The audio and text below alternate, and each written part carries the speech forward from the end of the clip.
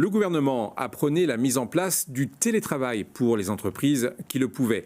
Difficile de dire combien de PME se sont mises à ce mode de fonctionnement, mais beaucoup l'ont tenté, notamment dans le tertiaire. C'est le cas de la société Okinit, située à la Technopole de l'Aube. Cette PME, spécialisée dans la création audiovisuelle, a mis ses 20 salariés en télétravail depuis le 13 mars dernier.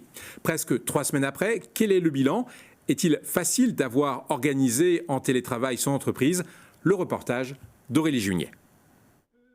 Après le grand déménagement, il a fallu quelques ajustements techniques pour que l'équipe d'Okinit Animation soit opérationnelle à distance. Tout le monde est relié à des gros ordinateurs avec les sources informatiques et puis les systèmes de calcul dont on a besoin tout le temps.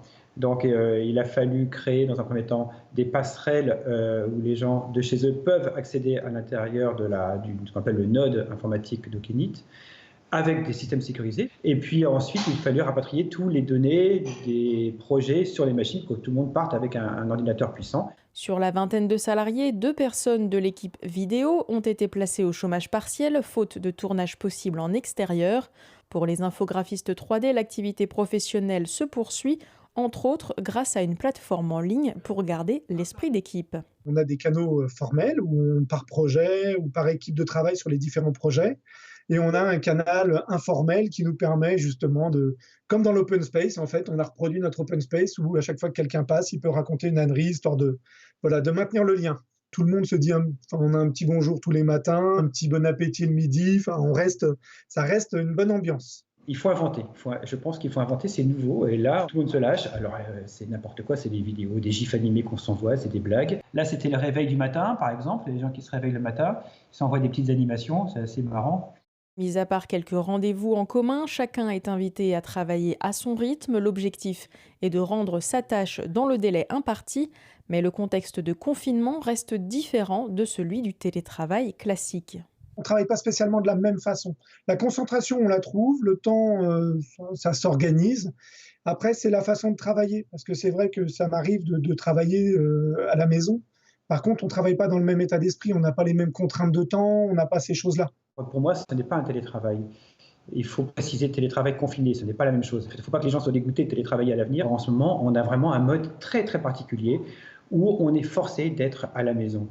Donc ça change absolument tout. Les échanges professionnels semblent paradoxalement s'intensifier, mais l'organisation troublée par ces conditions exceptionnelles. Tous les soirs, j'envoie un petit mail sur le bilan de la journée. Alors c'est marrant parce que je me rends compte que je suis presque plus près des infographistes que je l'étais avant dans le bureau. Moi, j'ai constaté qu'il y a une chose qui a bien changé dans la façon de travailler, c'est que là, je me retrouve avec un Microsoft Teams à gérer, où il y a des tas de choses qui passent dans tous les sens qu'il faut suivre, mon téléphone, les emails. J'ai l'impression d'être c'est beaucoup plus fouillon. Pour moi, j'ai l'impression de travailler plus et de façon plus difficile et plus dispersée. Je sais pas, il y a un truc différent, mais on en reparlera dans un mois.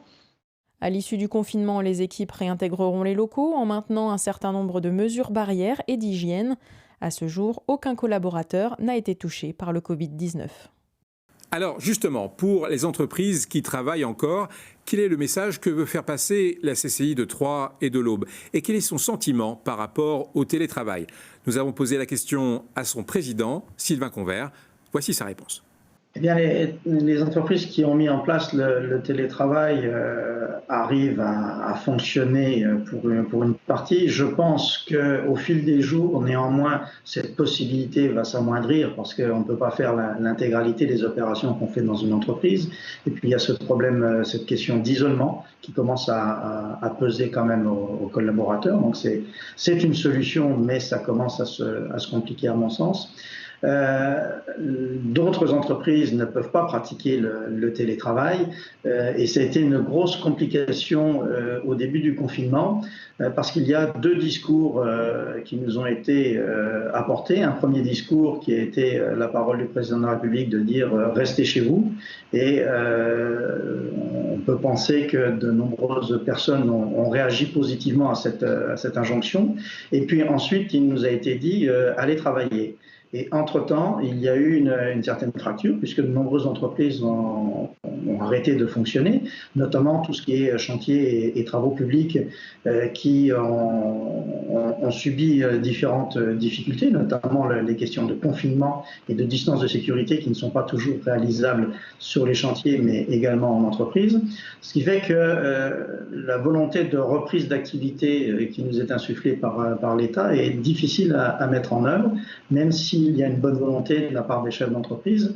Il y a aussi cette question de responsabilité, de sécurité vis-à-vis des collaborateurs. Cette fracture qui a existé, cet arrêt d'activité qui a existé, fait qu'il faut redémarrer l'ensemble de la chaîne et on s'aperçoit que notre économie et notre fonctionnement est fait de nombreux petits maillons. Et lorsqu'un maillon est interrompu dans cette chaîne, eh bien la chaîne ne fonctionne plus. Et on est dans cette situation aujourd'hui où on s'aperçoit par exemple que des producteurs d'œufs ont bien des œufs à proposer sur le marché, mais on n'a plus de boîtes d'emballage, par exemple. D'autres producteurs vont manquer d'emballage, de palettes, de cartons, et ça bloque complètement le système.